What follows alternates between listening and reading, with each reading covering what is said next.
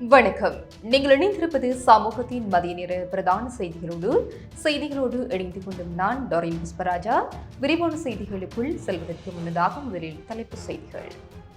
டிட்வா இழப்பீடு வழங்குவது தொடர்பில் விசேட திட்டம் மக்களுக்கு முக்கிய அறிவிப்பு. NDP வங்கி மோசடி குறித்து விசாரிக்க இலங்கை வரும் சர்வதேச போலீசார். ஆட்சி கவிழாது, சூழ்ச்சி பலிக்காது எதிர்க்கட்சிகளுக்கு பிரதமர் ஹரணி கடும் எச்சரிக்கை. புத்தாண்டை முன்னிட்டு சிறை கைதிகளை பார்வையிட விசேட வாய்ப்பு. ஏப்ரல் 19 பிரார்த்தனை தினமாக அறிவித்தது கத்தோலிக்க திருச்சபை. ஜாலில் பால் குடித்துவிட்டு உறங்கிய குழந்தை உயிரிழப்பு, உடற்கூற்று பரிசோதனையில் அதிர்ச்சி. புத்தாண்டை முன்னிட்டு வெடுக்குநாரி மலை ஆலயத்தில் சிறப்பு வழிபாடுகள். இன்று சூரியன் உச்சம் கொடுக்கவுள்ள பகுதிகள், பிற்பகல் இடியுடன் மழை. கொள்ளுப்பட்டியில் கட்டடம் ஒன்றிலிருந்து வீழ்ந்து இளைஞர் உயிரிழப்பு. களை கட்டும் வசந்த கால நிகழ்வுகள், நுவரெலியாவில் குவியும் சுற்றுலா பயணிகள். அவை எமது தலைப்பு செய்திகள். இனி தொடர்பான விரிவான செய்திகள். துன்பங்கள் நீங்கி இன்பங்கள் மலர சமூகம் ஊடகத்தின் அன்பு சொந்தங்கள் அனைவருக்கும் இனிய புத்தாண்டு நல்வாழ்த்துக்கள். டிட்வா புயல் காரணமாக பாதிக்கப்பட்ட வீடுகள் மற்றும் வணிக கட்டடங்களுக்கு இழப்பீடு வழங்குவதற்காக தேசிய கட்டட ஆராய்ச்சி நிறுவனம் விசேட திட்டம் ஒன்றை அறிமுகப்படுத்தியுள்ளது. இத்திட்டத்தின் கீழ் பாதிக்கப்பட்ட இடங்கள் முக்கியமாக அதி அபாயகரமானவை, மத்திய அபாயகரமானவை மற்றும் குறைந்த அபாயகரமானவை என 3 பிரிவுகளாக பிரிக்கப்பட்டுள்ளன. அதனைத் தொடர்ந்து அதி அபாயகரமான பிரிவின் கீழ் உள்ள வீடுகள் மீண்டும் முன்னுரிமை 1, முன்னுரிமை 2 மற்றும் முன்னுரிமை 3 என துணை பிரிவுகளாக வகைப்படுத்தப்படும். இந்த முன்னுரிமை பட்டியலின் அடிப்படையிலேயே இழப்பீடு வழங்கப்படும் என தேசிய கட்டட ஆராய்ச்சி நிறுவனம் குறிப்பிட்டுள்ளது. அதி அபாய வலயத்தில் உள்ள அனைவரும் மீள குடியேற்றப்பட்ட போதிலும் அரசாங்கத்தினால் வழங்கப்படும் நிதியை வினைத்திறனாக பகிர்ந்தளிப்பதற்காகவே இந்த நடவடிக்கை எடுக்கப்பட்டுள்ளதாக தெரிவிக்கப்படுகிறது. நீங்கள் எந்த முன்னுரிமை பிரிவைச் சேர்ந்தவர் என்பதை அந்தந்த பிரதேச செயலகத்தினூடாக அறிந்து கொள்ள முடியும். ஒரு நிலப்பரப்பு ஒரே நேரத்தில் பரிசோதிக்கப்பட்டு அறிக்கை சமர்ப்பிக்கப்பட்டாலும் முன்னுரிமை வரிசைப்படியே இழப்பீடு வழங்கப்படும். இதன் காரணமாக உங்கள் அயலவருக்கு நிதி ஒதுக்கீடு செய்யப்பட்டாலும் முதற்கட்டமாக உங்களுக்கு அந்த நிதி கிடைக்காமல் போகலாம் என தேசிய கட்டட ஆராய்ச்சி நிறுவனம் மேலும் தெரிவித்துள்ளது. Fourth Monkey Connect coming soon. NDP வங்கியின் தரவு கட்டமைப்புக்குள் ஊடுருவி 13.2 பில்லியன் ரூபாய் நிதியை மோசடி செய்த சம்பவம் தொடர்பில் சர்வதேச போலீசாரின் உதவியுடன் விரிவான விசாரணைகளை முன்னெடுக்க தீர்மானிக்கப்பட்டுள்ளது. இந்த மோசடியில் மெய்நிகர் பணம் பயன்படுத்தப்பட்டிருக்கலாம் என்ற சந்தேகத்தின் அடிப்படையில் அது குறித்து விசாரணை நடத்த சர்வதேச போலீசாரின் விசேட நிபுணர் குழு ஒன்று விரைவில் இலங்கை வரவுள்ளது. பிரான்சின் லியோன் நகரில் உள்ள சர்வதேச போலீஸ் தலைமையகத்திடம் குற்றப்புலனாய்வு திணைக்களம் விடுத்த வேண்டுகோளுக்கு இணங்க இந்த நடவடிக்கை எடுக்கப்பட்டுள்ளது. இந்த பாரிய மோசடி தொடர்பாக இதுவரை 4 கைது செய்யப்பட்டு எதிர்வரும் 17 வரை விளக்கமறியலில் வைக்கப்பட்டுள்ளனர். சந்தேக நபர்களில் வங்கியின் தலைமையகத்தில் உள்ள கொடுப்பனவு தீர்வை பிரிவின் உதவி முகாமையாளர் மற்றும் அவரது சகோதரரும் அடங்குவதாக போலீசார் தெரிவித்துள்ளனர். இந்த நிதி மோசடியினால் வங்கியின் எந்த ஒரு வாடிக்கையாளரின் கணக்கு மீதிகளுக்கும் பாதிப்பு ஏற்படவில்லை என்று NDP வங்கி உத்தியோகபூர்வமாக அறிவித்துள்ளது. வங்கியின் வழக்கமான செயற்பாடுகள் மற்றும் சேவைகள் எவ்வித தடையுமின்றி தொடர்ந்து முன்னெடுக்கப்பட்டு வருகின்றன. இதேவேளை NDP வங்கியின் மூலதன அளவு மற்றும் நிதி திரவத்தன்மை தொடர்பான விகிதங்கள் இலங்கை மத்திய வங்கியின் குறைந்தபட்ச ஒழுங்குமுறை தேவைகளை விடவும் அதிக மட்டத்திலேயே காணப்படுகின்றன. எனவே வங்கியின் நிதி ஸ்திரத்தன்மை குறித்து அச்சமடைய தேவையில்லை என்று மத்திய வங்கி விடுத்துள்ள அறிக்கையில் சுட்டிக்காட்டப்பட்டுள்ளது. VT Cash & Carry VT Super Store இன் கல்யாணி அன்னபூரணி பிராண்டில் அன்றாட வாழ்க்கையின் அனைத்து பொருட்களையும் ஒரே இடத்தில் பெற்றுக்கொள்ள VT Cash & Carry பாரிஸில் லாட்சப்பல். தேசிய மக்கள் சக்தி அரசின் மீது பொய்யான குற்றச்சாட்டுகளை சுமத்துவதன் மூலம் இந்த ஆட்சியை ஒருபோதும் கவிழ்க்க முடியாது என்று பிரதமர் ஹரணி அமரசூரிய தெரிவித்தார்.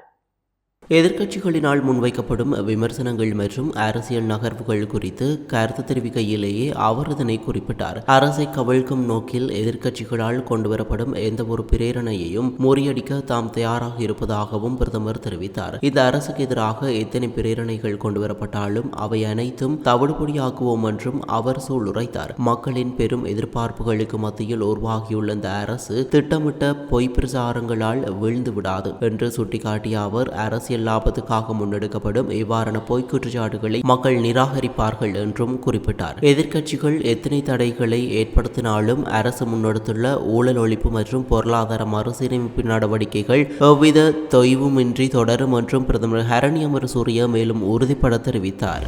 தமிழ் மற்றும் சிங்கள புத்தாண்டை முன்னிட்டு சிறைச்சாலையில் உள்ள கைதிகளை பார்வையிடுவதற்கு உறவினர்களுக்கு விசேட வாய்ப்பை வழங்க சிறைச்சாலை திணைக்களம் நடவடிக்கை எடுத்துள்ளது.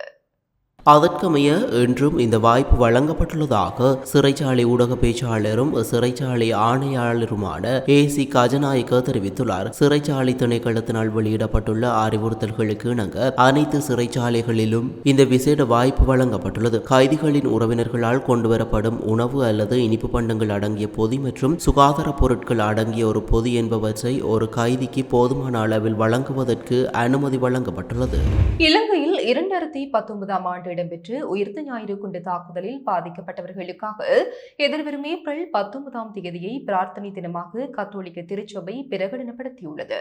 இதனை கொழும்பு பேராயர் கர்தினால் மெல்கம் ரஞ்சித் அறிவித்துள்ளார். அன்றைய தினம் இலங்கையில் உள்ள அனைத்து கத்தோலிக்க தேவாலயங்களிலும் விசேட வழிபாடுகள் மற்றும் பிரார்த்தனைகள் நடைபெறும் என அறிவிக்கப்பட்டுள்ளது. பாதிக்கப்பட்டவர்களின் குடும்பத்தினர் மற்றும் அன்புக்குரியவர்கள் நீண்ட காலமாக எதிர்பார்த்து கொண்டிருக்கும் தாக்குதல் தொடர்பான உண்மைகள் வெளிவர வேண்டும் என்பதே இந்த பிரார்த்தனை தினத்தின் பிரதான நோக்கமாகும். இந்த தாக்குதல்களின் பின்னணியில் உள்ள சூத்திரதாரிகள் மற்றும் உண்மை காரணங்கள் இறைவனால் வெளிப்படுத்த வேண்டும் என இறைவனிடம் வேண்டுதல் முன்வைக்குமாறு கர்தினால் மெல்கம் ரஞ்சித் கோரிக்கை விடுத்துள்ளார். யாழ்ப்பாணத்தில் பால் குடித்துவிட்டு உறங்கிய 3 மாதங்கள் நிரம்பிய பெண் குழந்தை திடீரென உயிரிழந்த சம்பவம் பெரும் துயரத்தில் ஆழ்த்தியுள்ளது. கோப்பாய் மத்தி அம்மன் கோவில் வீதி பகுதியைச் சேர்ந்த குழந்தையே இவ்வாறு உயிரிழந்துள்ளது. இது குறித்து மேலும் தெரிய வருகையில் குறித்த குழந்தையின் தாயார் நேற்று முன்தினம் அதிகாலை 3 மணியளவில் பால் ஊட்டியுள்ளார். அதன் பின்னர் காலை 6 மணியளவில் குழந்தையை பார்த்த வேளை மூக்கினால் பால் வெளிவந்து குழந்தை விரைத்த நிலையில் காணப்பட்டுள்ளது. இதன்போது குழந்தையை வைத்தியசாலைக்கு கொண்டு சென்ற வேளை குறித்த குழந்தை ஏற்கனவே உயிரிழந்து விட்டதாக வைத்தியர்கள் தெரிவித்தனர். குழந்தையின் சடலம் மீதான மரண விசாரணைகளை திடீர் மரண விசாரணை அதிகாரி ஜெயபாலசிங்கம் மேற்கொண்டார். நிமோனியா காரணமாக குழந்தை உயிரிழந்ததாக உடற்கூற்று பரிசோதனைகளில் தெரிய வந்துள்ளது. தமிழ் சிங்கள புத்தாண்டை முன்னிட்டு வெடுக்கனாரி மலை ஆதிலிங்கேஸ்வரர் ஆலயத்தில் சிறப்பு வழிபாடுகள் இடம்பெற்றுள்ளன. வவுனியா வடக்கு நெடுங்கேணி பிரதேச செயலக பிரிவில் ஒளிமடி கிராமத்தில் அமைந்துள்ள வரலாற்று சிறப்புமிக்க நெடுக்கனாரி மலை ஆதிலிங்கேஸ்வரர் ஆலயத்தில் தமிழ் சிங்கள வருடப்பிறப்பை முன்னிட்டு விசேட வழிபாடுகளும் பூஜைகளும் பூசகர் மதிமுகராசா தலைமையில் இடம்பெற்றுள்ளது. பெரும் திரளான பொதுமக்கள் வழிபாட்டில் பங்கேற்றனர். இதேவேளை நாடளாவிய ரீதியில் உள்ள ஆலயங்களிலும் இன்று தமிழ் சிங்கள வருடப்பிறப்பை முன்னிட்டு விசேட வழிபாடுகளும் பூஜைகளும் இடம்பெற்று வருகின்றமை குறிப்பிடத்தக்கது. சூரியனின் வடக்கு நோக்கிய நகர்வின் காரணமாக இன்று மதியம் சுமார் 12:10 மணியளவில் நாவலடி, பரந்தன், முரசுமோட்டை, வெலிகந்து, உடப்பத்து கந்தல் மற்றும் புளியம்புக்கணி போன்ற இடங்களுக்கு மேலாக சூரியன் உச்சம் கொடுக்கிறது என வளிமண்டலவியல் திணைக்களம் தெரிவித்துள்ளது. நாட்டின் பெரும்பாலான இடங்களில் பிற்பகல் 1 மணிக்கு பின்னர் மழை அல்லது இடியுடன் கூடிய மழை பெய்யக்கூடும். மத்திய சப்ரகமுவ மற்றும் மேல் மாகாணங்களின் சில இடங்களிலும் அத்துடன் காலி மற்றும் மாத்தறை மாவட்டங்களின் சில இடங்களிலும் 50 மில்லிமீட்டரிலும் கூடிய ஓரளவு பலத்த மழை பெய்யக்கூடும். கொழும்பு தொடக்கம் ஹாலி, ஹம்பாந்தோட்டை ஊடாக மட்டக்களப்பு வரையான கடல் பிராந்தியங்களின் பல இடங்களில் மழை அல்லது இடியுடன் கூடிய மழை பெய்யக்கூடும். கடல் பிராந்தியங்களில் மணித்தியாலத்திற்கு 20 தொடக்கம் 30 கிலோமீட்டர் வேகத்தில் தென்மேற்கு திசையிலிருந்து அல்லது மாறுபட்ட திசைகளிலிருந்து காற்று வீசும். நாட்டை சூழ உள்ள கடல் பிராந்தியங்கள் இடைக்கிடையே ஓரளவு கொந்தளிப்பாக காணப்படும். இடியுடன் கூடிய மழை பெய்கின்ற சந்தர்ப்பங்களில் பலத்த காற்று வீசுவதுடன் அவ்வேளைகளில் கடல் பிராந்தியங்கள் தற்காலிகமாக மிகவும் கொந்தளிப்பான நிலையில் காணப்படும். பலத்த காற்றும் மின்னல் தாக்கங்களும் ஏற்படக்கூடிய சந்தர்ப்பங்களில் பொதுமக்கள் அவதானத்துடன் செயல்படுமாறு கேட்டுக் கொள்ளப்படுகின்றனர். அனைவருக்கும் ப்ளூ ஓஷன் குரூப் ஆஃப் கம்பெனியின் இனிய தமிழ் சிங்கள சித்திரை புத்தாண்டு நல்வாழ்த்துக்கள். உங்கள் வாழ்க்கையில் வளமும் வெற்றியும் பெருகட்டும். கொரியர் சேவை ஊடாக சுட்சுவமாக கரடி பொம்மையில் ஐஸ் போதைப்பொருள் கடத்தலில் ஈடுபட்டு காரைதீவு பிரதேச சபையின் முன்னாள் உறுப்பினரை எதிர்வரும் ஏப்ரல் மாதம் 20ஆம் தேதி வரை விளக்குமறியலில் வைக்குமாறு கல்முனை நீதவான் நீதிமன்றம் உத்தரவிட்டுள்ளது. கடந்த புதன்கிழமை மாலை அம்பாறை மாவட்டம் கல்முனை தலைமையக போலீஸ் பிரிவுக்கு உட்பட்டு புறநகர் பகுதியில் இடம்பெற்ற சோதனை நடவடிக்கையின் போது குறித்த சந்தேக நபர் கைது செய்யப்பட்டிருந்தார். அத்துடன் கைதான சந்தேக நபர் அன்றைய தினம் சட்ட நடவடிக்கைக்காக நீதிமன்றத்தில் ஆஜர்படுத்தப்பட்ட போது 120 மடத்தியாளங்கள் தடுத்து வைத்து விசாரணை மேற்கொள்ளுமாறும் ஏப்ரல் 13ஆம் தேதி மன்றில் மீண்டும் ஆஜர்படுத்துமாறும் நீதிவான் உத்தரவு பிறப்பித்திருந்தார். இதற்கமைய நேற்று மன்றில் ஆஜர்படுத்தப்பட்ட குறித்த சந்தேக நபரை 7 நாட்கள் விளக்கமறியலில் வைக்குமாறு உத்தரவு பிறப்பித்த நீதவான் எதிர்வரும் ஏப்ரல் மாதம் 20ஆம் தேதி வரை வழக்கை ஒத்திவைத்தார். இதன்போது 43 வயதுடைய தோடம்பலம் சுயேட்சை குழுவின் காரைதீவு பிரதேச சபை முன்னாள் உறுப்பினராக செயல்பட்டவரை கைது செய்யப்பட்டிருப்பதுடன் குறித்த கொரியர் சேவை ஊடாக கடத்தி வரப்பட்டிருந்த விளையாட்டுப் பொருட்களுடன் இருந்த கரடி பொம்மையின் கழுத்து பகுதியில் 107 கிராம் ஐஸ் போதைப் பொருளும் மீட்கப்பட்டிருந்தது. அத்துடன் இலத்திரனியல் தராசு 2 கைத்தொலைபேசிகள் ஒரு தொகை பணம் கொரியரூடாக கடத்தி வரப்பட்டு ஐஸ் போதைப்பொருள் உள்ளிட்ட சான்று பொருட்களும் மீட்கப்பட்டிருந்தது. கொள்ளுப்பட்டி சிவி அவென்யூ பகுதியில் நிர்மாணிக்கப்பட்டு வரும் கட்டிடம் ஒன்றின் 3வது மாடியிலிருந்து கீழே விழுந்த நபர் ஒருவர் உயிரிழந்துள்ளார். இவ்வாறு உயிரிழந்தவர் தலவாக்கலை பிரதேசத்தைச் சேர்ந்த 27 வயதுடைய இளைஞர் என அடையாளம் காணப்பட்டுள்ளார். நிர்மாணிக்கப்பட்டு வரும் குறித்த கட்டடத்தின் 3வது மாடியில் சாறுகட்டு மூலம் இரும்பு பாகம் ஒன்றை பொருத்த முயன்றபோது கால் வலிக்கு விழுந்ததில் இந்த விபத்து நேர்ந்துள்ளதாக ஆரம்பகட்ட விசாரணைகளில் தெரியவந்துள்ளது. இந்த சம்பவம் குறித்து கொள்ளுப்பட்டி போலீசார் மேலதிக விசாரணைகளில் ஈடுபட்டு வருகின்றனர். நுவரெலியாவில் மாநகர சபையால் வருடந்தோறும் நடத்தப்படும் ஏப்ரல் வசந்தகால களியாட்டு நிகழ்வுகள் ஆரம்பமாகியுள்ள நிலையில் வார விடுமுறையொட்டி வெளிமாவட்டங்களிலிருந்தும் வெளிநாடுகளிலிருந்தும் பெருந்தொகையான சுற்றுலா பயணிகள் நுவரெலியாவிற்கு குவிந்த வண்ணம் உள்ளனர். இலங்கையின் அழகை மெருகூட்டும் இடங்களில் ஒன்றாக நுவரெலியா மாவட்டம் கருதப்படுகின்றது. இதனால் ஏராளமான சுற்றுலா பயணிகள் வருவது வழக்கம். அதுவும் ஏப்ரல் மாதம் சித்திரை புத்தாண்டு விடுமுறை மற்றும் வசந்த காலம் கொண்டாடப்படுவதால் திரளான மக்கள் வந்து இயற்கையை ரசித்து செல்வது வழக்கமாக உள்ளது. இங்கு வரும் சுற்றுலா பயணிகள் நுவரெலியா பிரதான நகர், கிரகரி வாவி, ஹக்கலு பூங்கா, விக்டோரியா பூங்கா, உலக முடிவு, சீதா எலிய கோவில், வரலாற்று சிறப்புமிக்க தபால் நிலையம் போன்ற பகுதிகளில் சுற்றுலா பயணிகள் கூட்டம் கூட்டமாக குவிந்து காணப்படுகின்றனர்.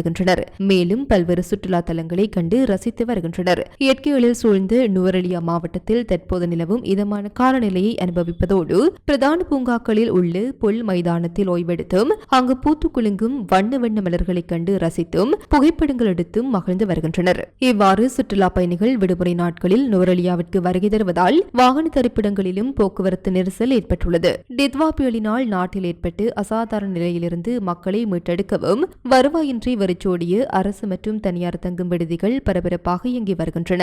பல்பொருள் வர்த்தக நிறுவனங்கள், சிறு கடைகள் என அனைத்தும் இயங்குவதால் பல்லாயிரக்கணக்கான வர்த்தகர்கள், சிறு வியாபாரிகள் மீண்டும் வாழ்வாதாரம் பெற்றுள்ளனர். இத்துடன் சமூகத்தின் மதிய நேர பிரதான செய்திகள் நிறைவு பெறுகின்றன. தொடர்ந்தும் சமூகத்தோடு இணைந்திருங்கள். எமது RIP பேச்சுக்கு கிடைத்த மரண அறிவித்தல்கள். யாழ்ப்பாணம் நெடுந்தீவை புறப்படமாகவும் கனடா டொரண்டோவை வதிவிடமாகவும் கொண்டிருந்த திருமதி லூத் மேரி கான்ஃபரன்ஸ் அவர்கள் 13/4/2026 திங்கட்கிழமை அன்று கனடாவில் காலமானார். யாழ்ப்பாணம் நந்தாவிலம்மன் கோவிலடியை புறப்படமாகவும் வவுனியா தோணிக்கல் லட்சபாண வீதியை வதிவிடமாகவும் கொண்டிருந்த சிவஸ்ரீ முத்து ஜெயந்திநாத குருக்கள் அவர்கள் 13/4/2026 திங்கட்கிழமை அன்று காலமானார்.